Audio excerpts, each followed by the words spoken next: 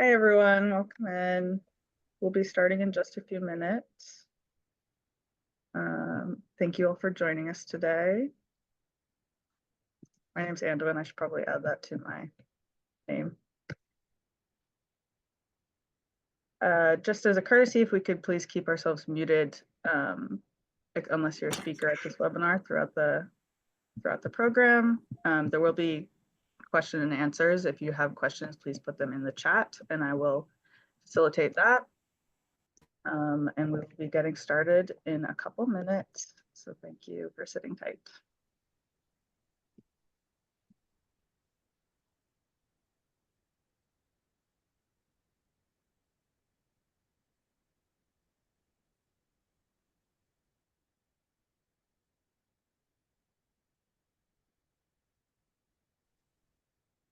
Maybe we should have some music in the interim.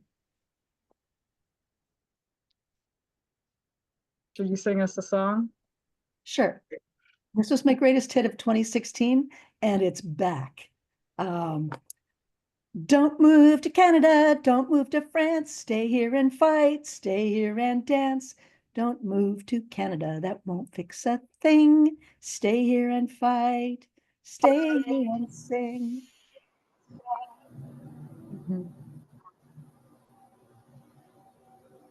For everyone else who's joining, we're just giving it a few more minutes as more people hop on.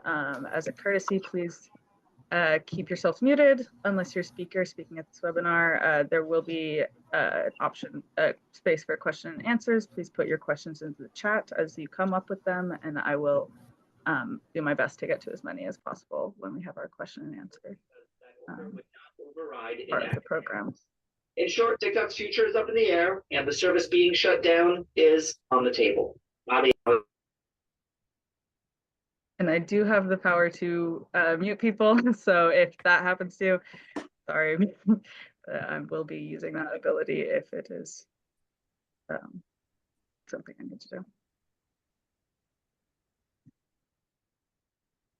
So we're just going to give it another couple minutes. We do have a lot of people coming in. Thank you guys so much for joining us.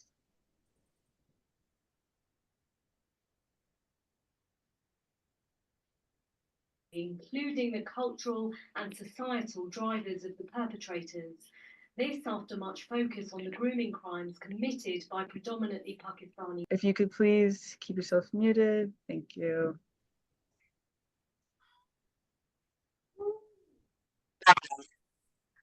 And thanks, Vicky, for that song. I'm kind of sad that it's back in, it's just relevant again. What? Yes.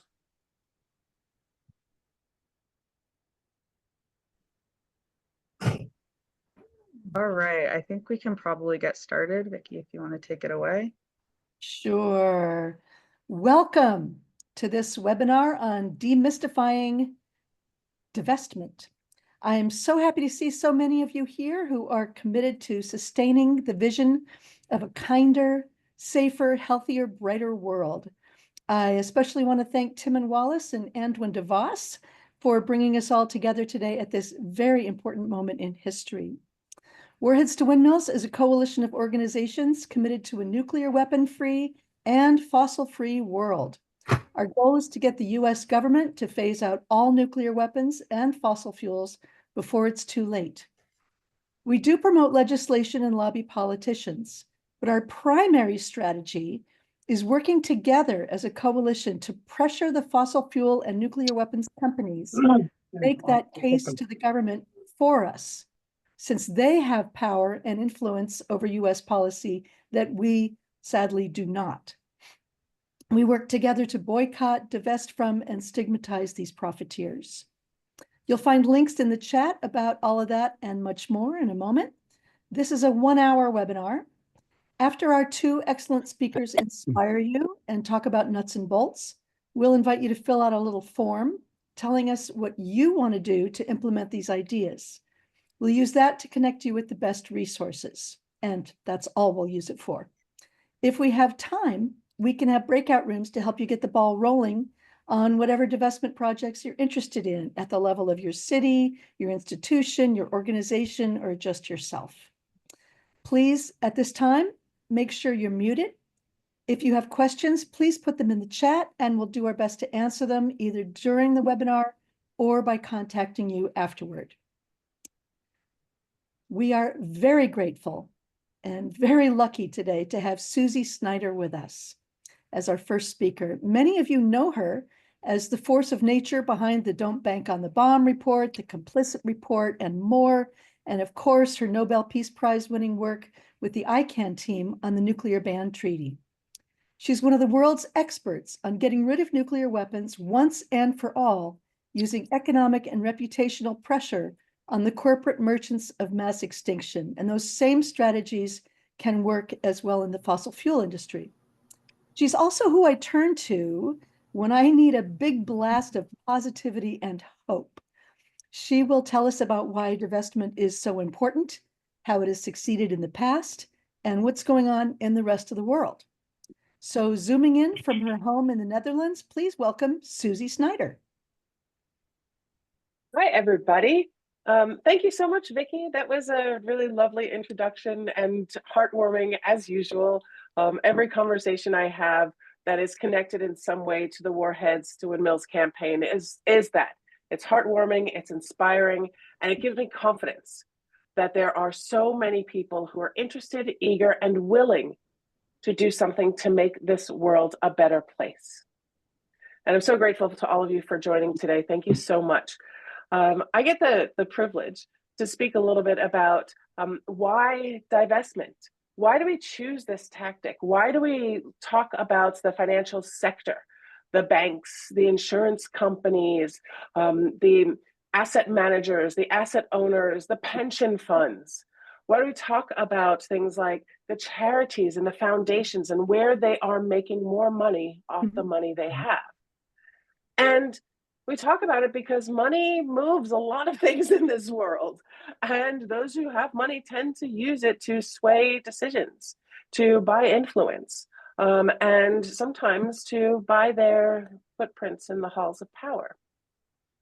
And we know that we can use our own access to and exposure to money to make changes in how power is wielded on our planet.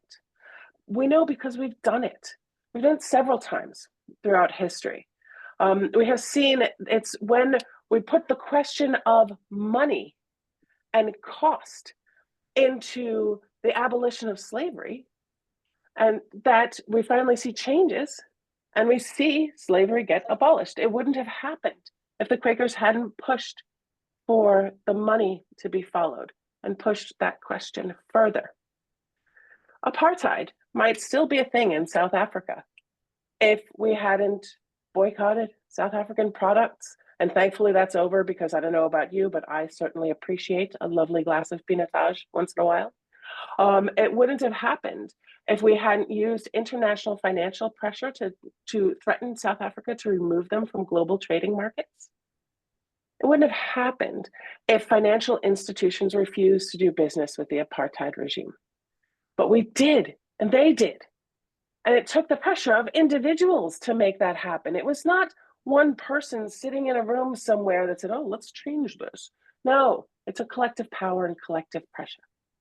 And divestment is a really important tool to help build that. It's also an amazingly powerful tool to build awareness within our communities, within our social clubs, our library groups, within our bank. We talk about our banks. We can talk to our bank tellers. I love it when I travel. I love to go into banks on shopping streets and just ask, hey, how do you guys feel about investment in companies that are involved in existential threat, like, the propulsion of fossil fuels or creation of or building of nuclear weapons? Most of the time they look at me like I have no idea. And what? And why are you asking? I don't know. I said, that's okay. You don't need to know. But can you find out? Can you tell me more about this? We get to start a conversation. We get to get a dialogue going. We get to learn and from each other and connect on this issue. That it's an excuse to start that conversation in a place that we might not ordinarily have it. And we know that divestment, it works.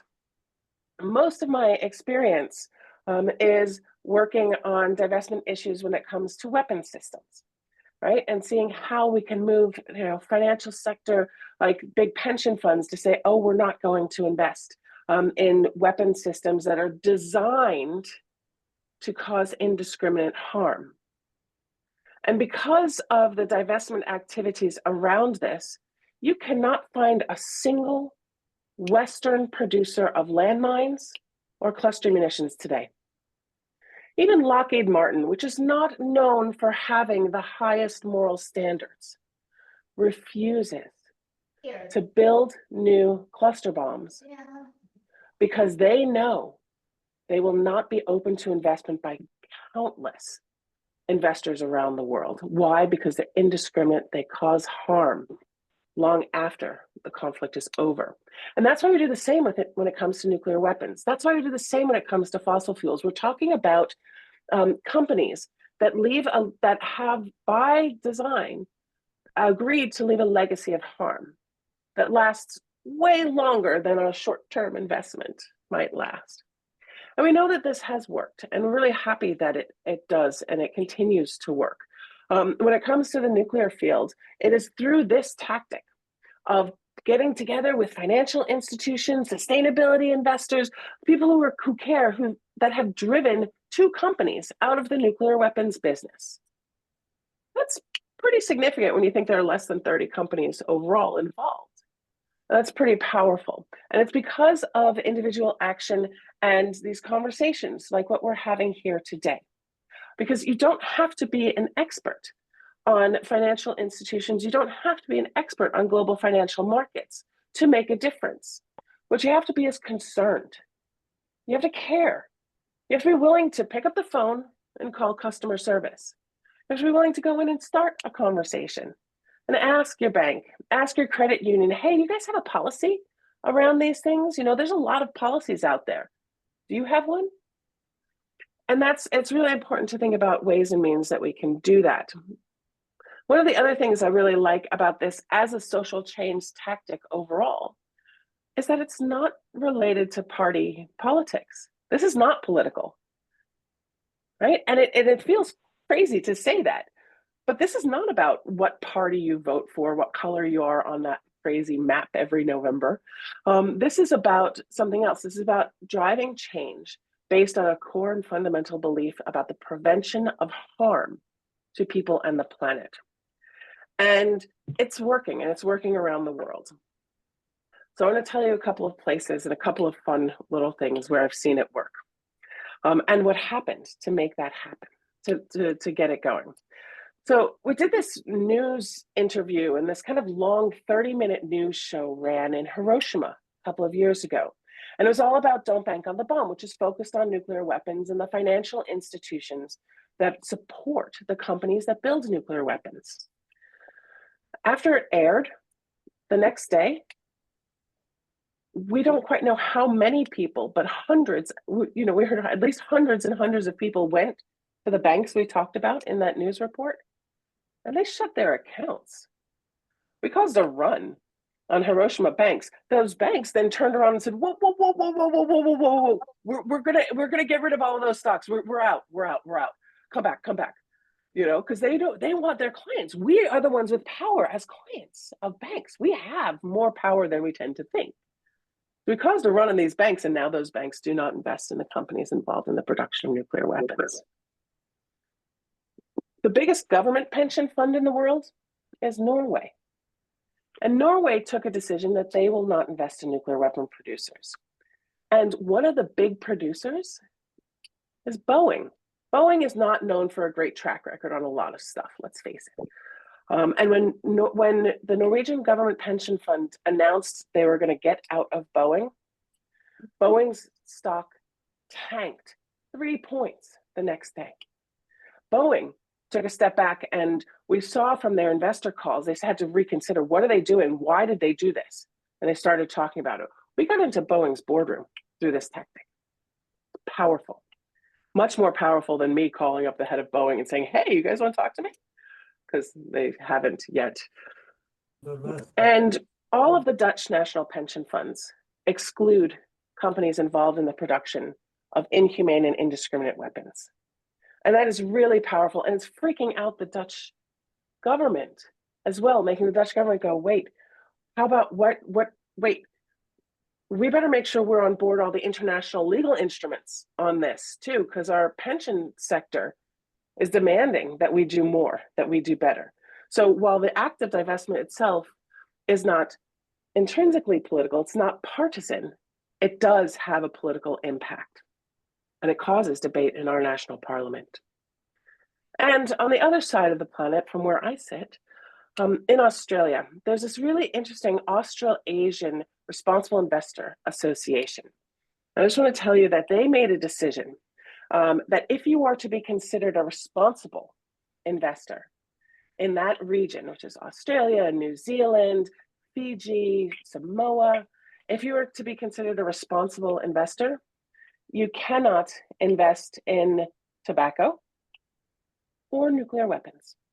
And I think that's kind of cool because it shows there are different ways. We don't always agree with each other on the things that we talk to financial institutions about. Sometimes they're weird to talk to. But we can and we do agree that we want the world to be here tomorrow. We want to be able to create something for the future.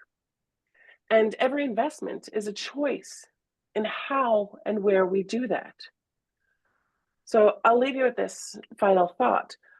If we want to see transformational change in the world, we have to follow the money.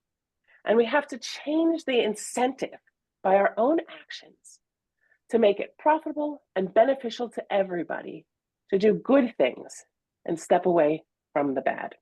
And I truly believe we have the power to do so. And I'm so grateful to all of you here tonight, or I guess it's during the day for you, all of you here today who are interested in talking more about this. And I'm eager to be a part of this conversation as we continue. Thank you very much. Thank you so much, Susie. It's always inspiring to hear real life examples and to see the real impact that this kind of work can have. And important to recognize that the power of as a client is greater than we realize. I think I see a question in the chat. If you have more questions, put them in. But I see from Paulo, just something you kind of spoke on, but that you don't have to be a professional finance expert to work on this. Do you want to talk a little bit more about what it takes to actually do this work? What sure. You need so, to do? Yeah, I really believe I learned all of this stuff. And I'm not the brightest bulb on the wall, right? But everybody can and does have a chance to learn something. And what you got to do is really follow what are your core convictions. Now, there's a lot of reports, a lot of research. There are a lot of how-to guides for things that you can do. And I'm going to drop a link in the chat for some very kind of basic information, how to do this. And I'm pretty sure if you go to the Warheads to Windmills website, you actually have a ton of information that's more updated than the link I just sent you. Because, Vicky, Tim, and Anduin are really good at doing this kind of work. And so you don't have to be an expert, but there are some things that you need to ask. And as you do it, the more you do it, the more you learn.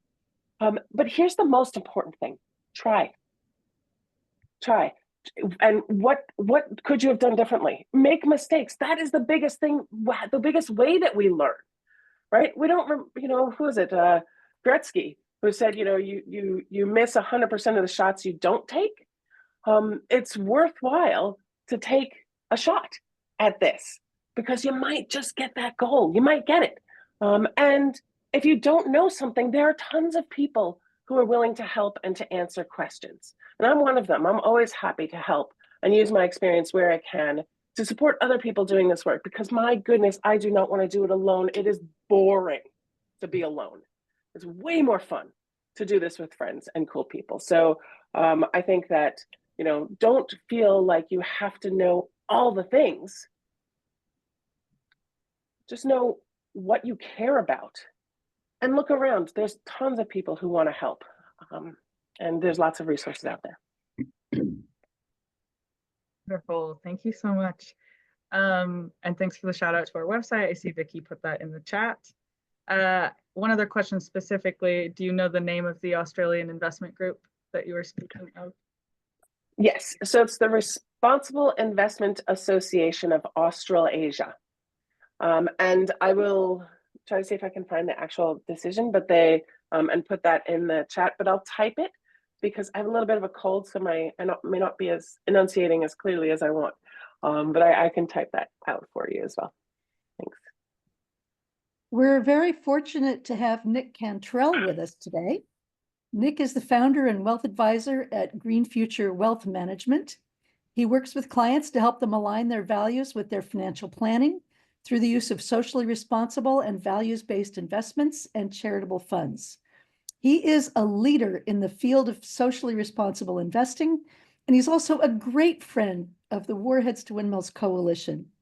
He's who I turn to when I need a very smart, very good friend to clearly explain something complicated. Please welcome Nick Cantrell with some concrete steps that you can take. Oh, Vicki, thank you for those kind words. I will try to live up to them. And thank you to Vicki and Tim and Anduin and Susi, all people who are incredibly passionate and incredibly bright and committed to this work. My name's Nick Cantrell. I'm going to do, I actually do have a few slides that I'm going to share because I was able to pilfer this from a presentation that I already have on this topic. And my goal, I'm a certified financial planner. I own Green Future Wealth Management, which is a firm in New England that really focuses on sustainable investing and helping people crystallize and customize their investments. And divestment's a really big part of what we do, along with engagement and other sustainable investing strategies. So my role here today is I'm going to walk you through some of the tools and some of the strategies that you can use if this is something that you're looking to explore, not just for yourself, although could be for yourself, but also for organizations that you're a part of faith-based groups, nonprofits that you sit on the board of that have a small endowment, which we actually see quite a bit more of those small church groups or small nonprofit groups that might have a relatively modest endowment, but want to make sure that their dollars are aligned with the values of the organization, in addition to the individual investors and families and trusts and all of that. So I'm going to do a quick screen share. I promise there's only a handful of slides, but I think that they're going to be really helpful. And they have a lot of the information written down, which I know is a learning modality that is really helpful for people to be able to see rather than just listen.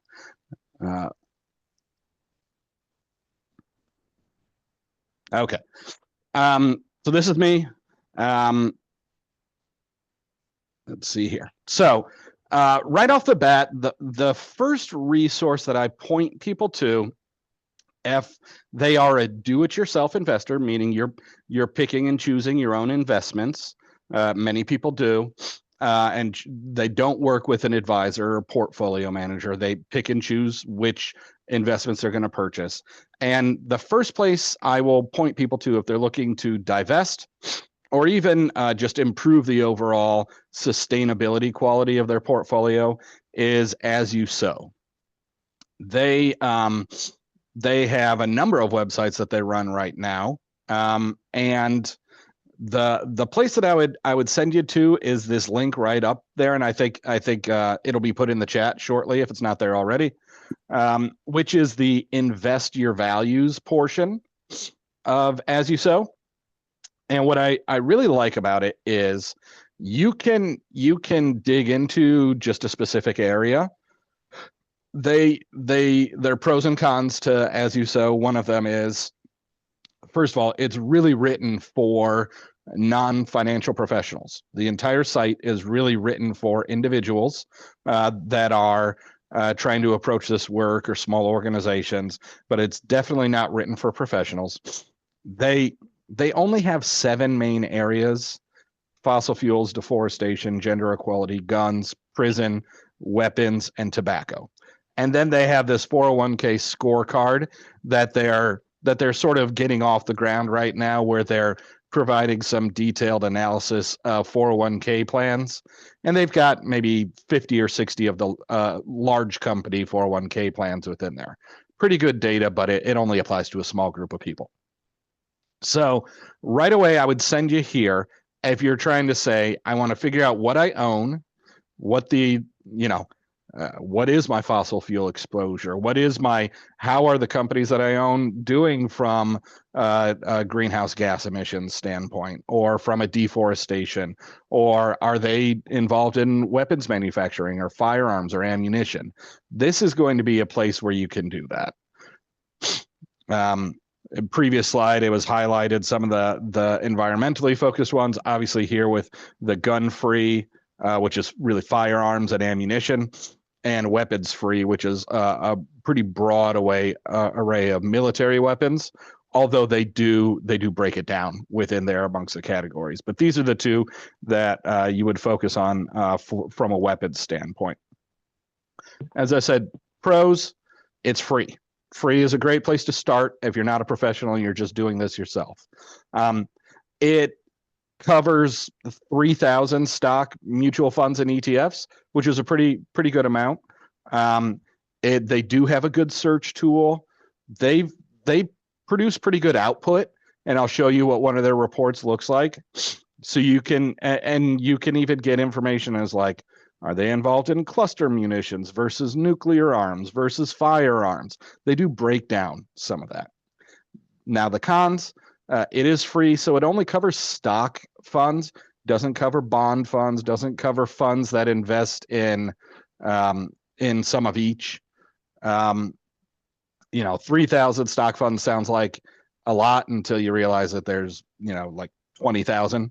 So there's definitely some gaps there, and some of the things that you own, if you went and plugged them in, they may just say, no, we don't have that. We don't cover that. They do only limit to the 7 issue areas. I like the decisions that they've made about the areas that they're focused on, and it used to be smaller than that. So it's been 7 for a while, with the 401k edition coming in recently. So I don't know if they'll expand beyond that, but it is a little bit limiting. In our practice, we look at well over 100, almost 200 now, different areas. So they're definitely choosing to limit. And there's a big one. There's no ability to analyze your entire account. So you could type in the 10 different things you own and say, based on my account, here's how much I have of these different things I want to get rid of. You really have to go through one investment at a time. And then lastly, of course, it doesn't make recommendations because it's not an investment provider. It's not an investment advisor. And it doesn't really track shareholder engagement, which is not the focus of today, but is a really important part of sustainable investing, is actually working with the companies to improve their practices. It stands on the other side of divestment. Divestment is, we're going to refuse to purchase your stock, we're going to refuse to purchase your products, whereas shareholder engagement is, let's get in the boardroom, as Susi was saying with Boeing, and let's engage with you. Let's have conversation as stockholders in your company about why we want to change some of your practices, because we think that it's negatively impacting our stock price. And that's a really important part of sustainable investing. They don't deal with that here at As You Sow. But all in all, for something that is free, I think it's a fantastic resource. And it's the first place that I point people if they're doing this work themselves. Now, if you work with a financial advisor, I've got 3 different resources here for you. The first is the same As You Sow. The next I would point you to is an organization called USSIF.org, USSIF.org. And I know they did a name change a couple of years ago, and now the letters stand for something different, and I can never remember. It's like United States Sustainable Investing Foundation or something. Susi probably knows it because I know she works with them. Whatever they changed to, Sustainable Investing Foundation or Federation. There are a number of different materials there on how you can invest sustainably. I do find it is much more focused on the advisors. It's an advisor resource. It's an organization of advisors.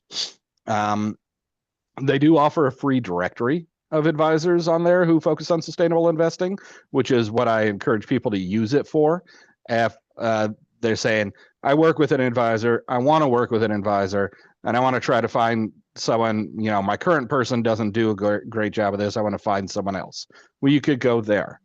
You can also go, and sorry, this is so long down here. The third one, I always just say, just Google CSRIC, which is the designation for financial advisors that focus on sustainable investing. If somebody has a CSRIC that they have spent, that they've been through a pretty rigorous training curriculum, they've taken coursework, they've passed comprehensive tests specifically on sustainable investing. I've got it. There used to be like 200 of us across the country. Now there's, I think, about 2,000. So we're easier to find than we used to be, certainly. These are the three places that I would send you for resources if you're working with a financial advisor.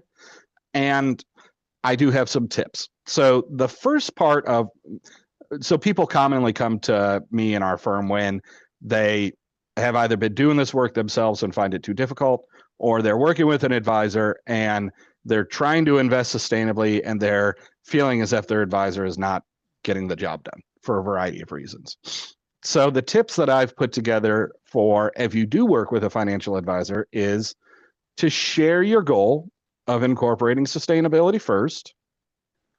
And in particular, if there's one or two or five areas that are meaningful to you, to share those and why.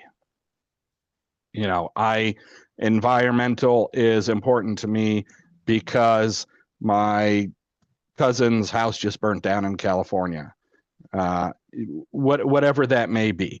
And share some of those resources that I sent you. Most financial advisors have never even heard of As You Sow. And I could say that confidently because I run a study group for financial advisors who want to learn how to incorporate sustainability. It's one of the things that I do to give back and try to encourage other people to learn more about it. And most financial advisors have no resources on this. So it may be that who you work with could actually be an excellent partner in this work. They just need to educate themselves on it. And the last piece is don't take no for an answer. If you work with an advisor, it's your money, you're in charge, you're driving the bus, and they can get on the bus or they can hop off at the next stop. So if this is something that is really important to you and you've shared what's important and why, and here's the resources, and you're still not able to make progress, well, that's why I gave you the list of where you can go to search for other advisors who can do this work, because it might be time to start interviewing other advisors. And we're of course happy to chat with you. If you fall into that category, you could reach out to us afterwards, or you could use any of those resources that we sent to try to find somebody who's local to you or who you feel like would be a good fit for you. But if you're wanting this and your advisor's not giving it to you, and you've tried to educate them and it's still not working, it may be time to consider interviewing other advisors. So from a nuts and bolts, here's how we do the work, other than go to As You Sow, use some of their tools. What I did is I tried to simplify this and said, let's build this into 3 steps. And whether you're doing it yourself or working with your advisor.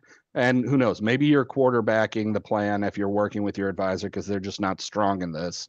But maybe by following these 3 steps, you might even still be able to do that if you don't want to find someone new. So here's the 3 steps I came up with. First is prioritize your issues. Figure out what matters to you. It can be very broad.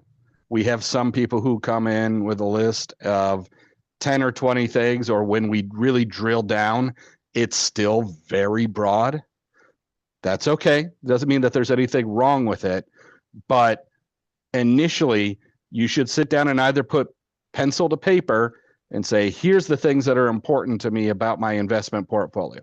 I don't want this. I don't want this. I don't want this. I do want this. And that will be a very helpful way to get started. We created this questionnaire system that you can use that's free. And you can find it on our website. You could also just use the QR code on the screen. And I can drop it in the chat after I'm done talking if you want, so that you can go directly to the questionnaire and use our tool that we've designed, which this is a image of our tool, and it breaks it down. There's 8 broad areas, and it may be for some people they click on all 8, and that's fine. For other folks that say I really want to focus in on these 2 or 3 issues, and then within there you have the ability to really fine tune it. I just pulled some of the things about environmental and then animal welfare here, but if you clicked on all 8, you have a lot of things that you may want to fine tune within there. But at the end of the day, what this will give you is an idea of the areas of your values from a priority standpoint, and you can really start to focus on implementing them into an investment portfolio. So whether you do that through pencil and paper, or through having a dialogue that you record with your partner and then play back, or you use our tool, we're happy to have you use our tool, whether you work with us or not. It's there, it's free. If I will say, if this is part of something for a larger organization, like you're trying to guide your church through this process, or you want to guide your city through this process, you can certainly use that, but reach out to me separately, because I have a separate one that we use for organizations that encompasses if they already have a value statement and things like that, that just might be more impactful and get the job done. So after you've prioritized your issues, step 1. Step 2, you got to pick your investments. So if you're doing this yourself, that's where you could go into As You Sow and use them for part of this, because they may be able to help you find some investments that are a good values fit. Now, what you need to remember is investing involves risk. So you need to make sure that after you find within the As You Sow some options that have are a better fit for your values than, say, what you own, then you need to make sure that they're a good financial fit as well too. So there's legwork in doing it yourself. Luckily, there's this good free tool, asyousow.org, and the Invest Your Values portion of their site can help you quite a bit in terms of figuring out whether or not it's going to be a fit with your values. And this on the screen right here is an example of the output that you would find for a fund. And you can plug in, like I said, they track 3,000 different funds. They don't track individual stocks. And remember from my earlier conversation, they don't track bond funds. So if you just used funds that were on As You Sow, you would end up being 100% stock, which can be pretty aggressive. So I always add that in as a caveat here, that it may help you get started there, but you might have to supplement what they're able to give you with some things that might be a lower risk for you, unless you want to be 100% stock and take all the risk of the stock market. So that being said, it's an excellent tool for the do-it-yourself investor for trying to navigate the values of a portfolio. And they have started to include more information about the financials, the investment performance, that sort of thing as well too. They even have a tool within there where they'll help you. You can plug in what you have, and they could give you some suggestions for other funds that are similar, that have better values-based performance. So that's for our do-it-yourselfers. For those that work with a financial advisor, that's their job. Their job is to pick the investments. So once your job is to figure out what matters the most to you, and they can help with that. And our questionnaire can help with that as well too, if you are using our tool. But if you have a financial advisor, it's their job to pick the investments. So you don't have to worry about that. And they should be able to put together a portfolio that accurately reflects what's meaningful to you from a value standpoint and still has strong investment performance. That's the job. So that's step 2, pick your investments. And then lastly is step 3. And this is the part that everybody forgets to do. Monitor your impact. So the investments that you choose should regularly publish impact reports. If you go and purchase from a Fidelity or a Vanguard or whatever, all of these firms have impact reports or sustainability reports that they publish on a regular basis. And if you're doing this work yourself, you should flip through those when they come out. Some of them do it annually, some of them do it quarterly. You should be able to flip through these and see clear, demonstrable evidence that they are acting as a shareholder in good faith and say, pressuring their fossil fuel companies to adopt better practices. If they own fossil fuel companies, if they own manufacturing companies, they should be working with their manufacturing companies to reduce their greenhouse gas emissions and to increase their disclosure and a variety of other things. And you should be able to point to that. As a firm that specializes in this sort of investing, we have specialized tools that bring that all together so we can monitor exactly how many companies we've helped. And this portfolio is more than 300 companies that had direct engagement, and we can link right back to the report that shows exactly what they achieved. So, but monitoring your impact to make sure that after you've prioritized your investment values, you've picked your actual investment tools, now the next thing you do is you need to monitor them and make sure that it's having the actual impact that you want it to have. And once again, if you're doing this yourself, you have some legwork to do. If you're working with an advisor, that's their job. So you should be able to tell them, these are the issues that are important to me. I want it reflected in my investment portfolio. I still want to have good investment performance because that's table stakes. And in our meetings every year, one of our meetings each year, I want to have some conversations about the impact that they're having when they're engaging with companies to make those companies improve their corporate behavior. I want that to be a part of our conversations too. They should be able to do that. The information's out there. That's all right. I was on time. I knew I could do it on time. I've been watching the clock.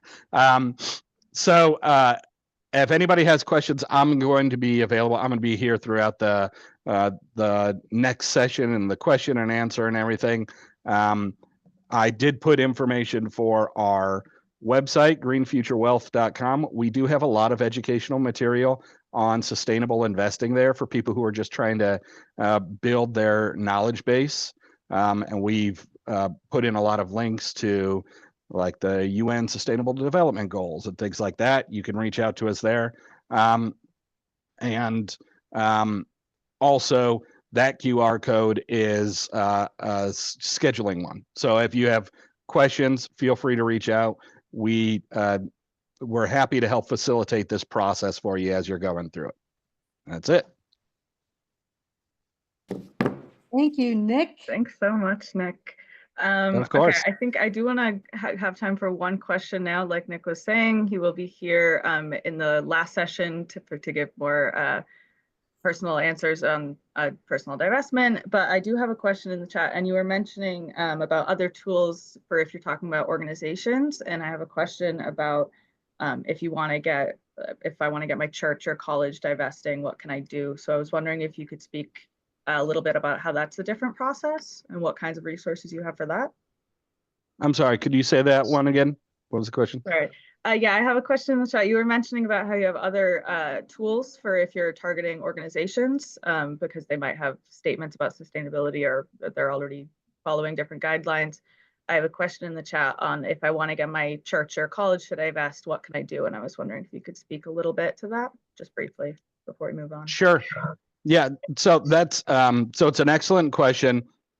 We actually use the same software tool as I demonstrated for the questionnaire there. We just have a different questionnaire that's specifically for organizations, because there's a process that the organization needs to go through. If it's a board decision or whatever, they need to go through and really crystallize what's most important to them.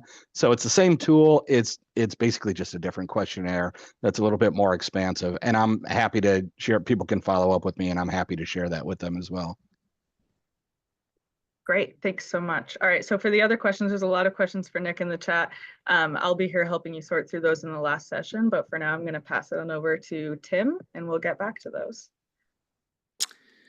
Okay, thank you. Thanks, Nick and Susie, for this sort of introductory overview to divestment, why it's important, why we got to be doing it, how the basics. I hope it wasn't too much jargon in there about investments, but I mean there is going to be space for more questions and discussion afterwards, and especially we want to take this into the area that was just mentioned in the last question about how do you get your faith community to divest? How do you get your town or your city or your state to divest especially from nuclear weapons and fossil fuels? How do we get colleges and schools and pension funds and banks, hospitals? There's a lot of different kinds of organizations out there that you may have especially a connection to, that you can work on a campaign to actually get them to divest. And so we're actually, this was an introductory webinar. We're planning a whole series of webinars for over the next year to really focus on some of these very specific targets, like banks, like faith communities, like schools, and so on. But in the meantime, what we're hoping right now is that you will take just 5 minutes. I know everybody here is connected to either a computer or a phone of some kind, otherwise you wouldn't be on this webinar.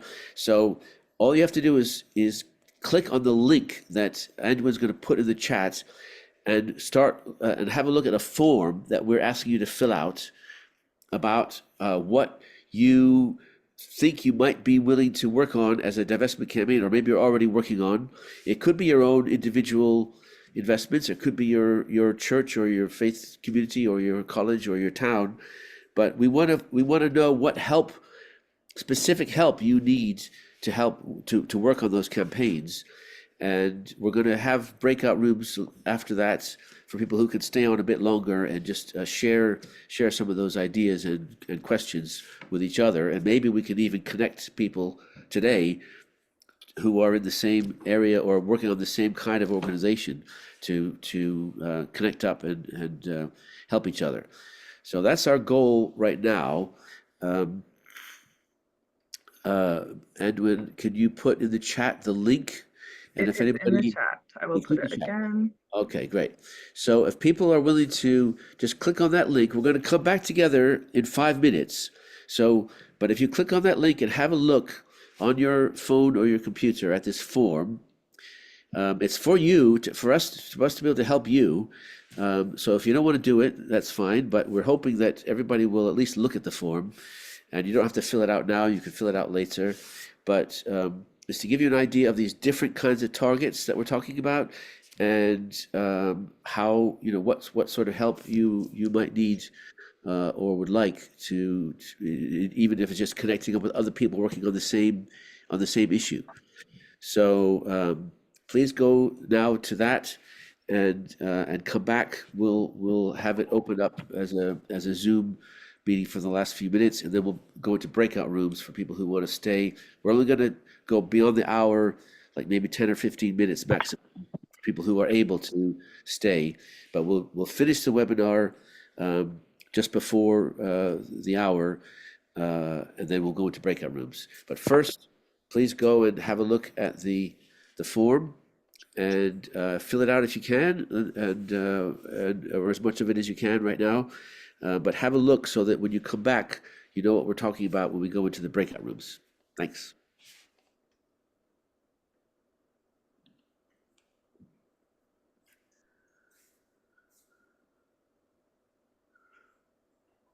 And if anybody's having trouble getting in, why don't you say so in the chat, and we'll try to help you get to the form.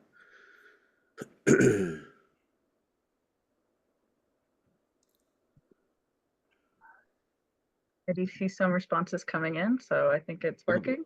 Okay. Thank you, everyone.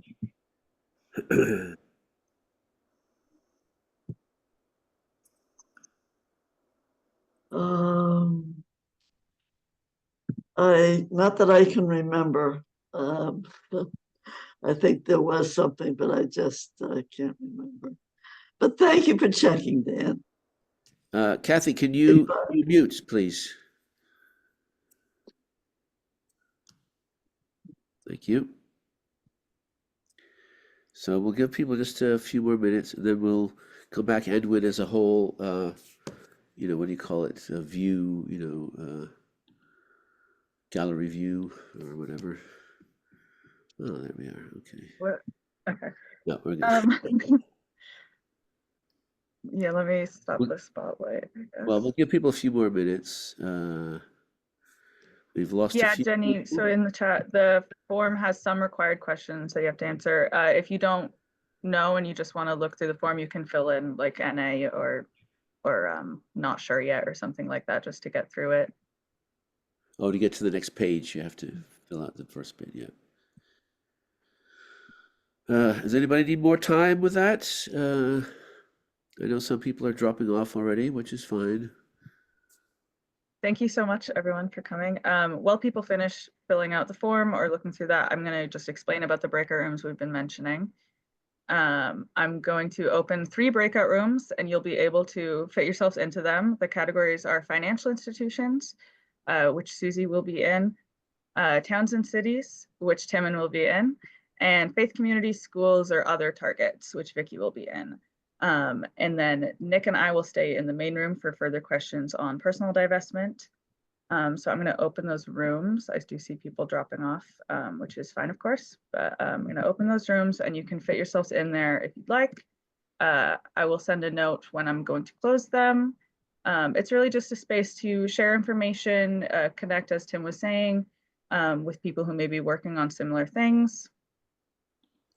And talk about what resources you'll need and how you can work on this kind of campaign together. Let me know if the rooms are up and you can join them.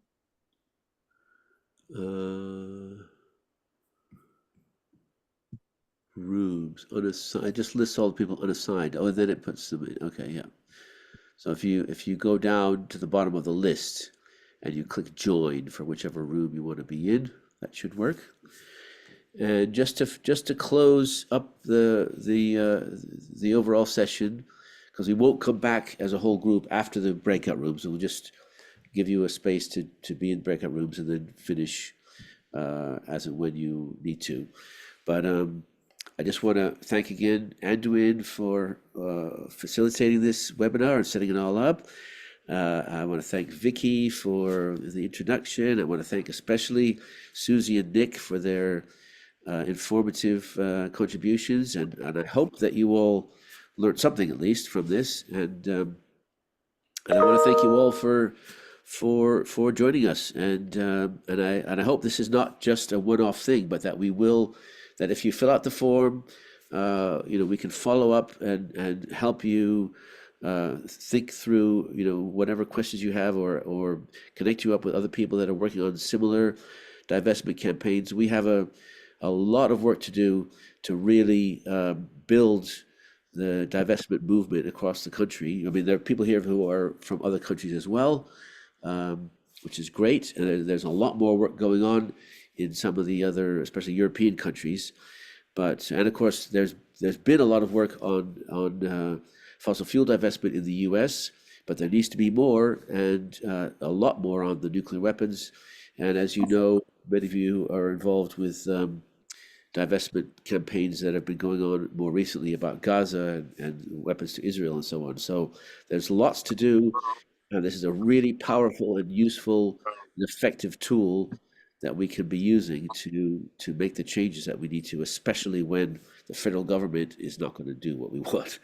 So, so thank you all for coming.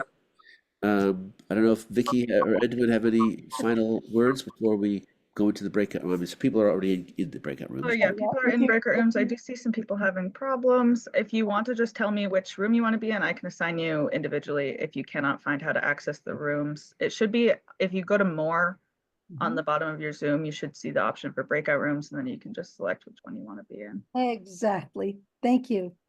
More, click more, and then click breakout rooms. Okay, well, I'm going to go in my breakout room. We'll see you later. Vicky, you go into yours. Mine disappeared. More. Can you please put me in, Edwin? Yeah. Thank you.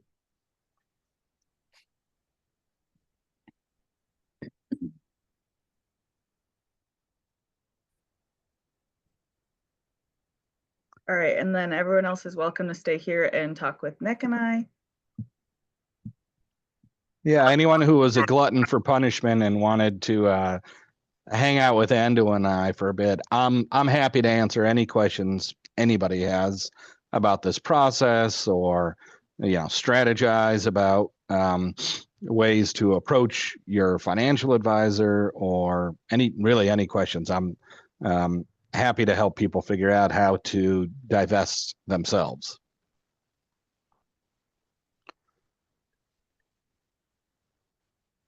I should have, I just assigned you, David Gibson, to your room. If you can hop in there, I believe that should work.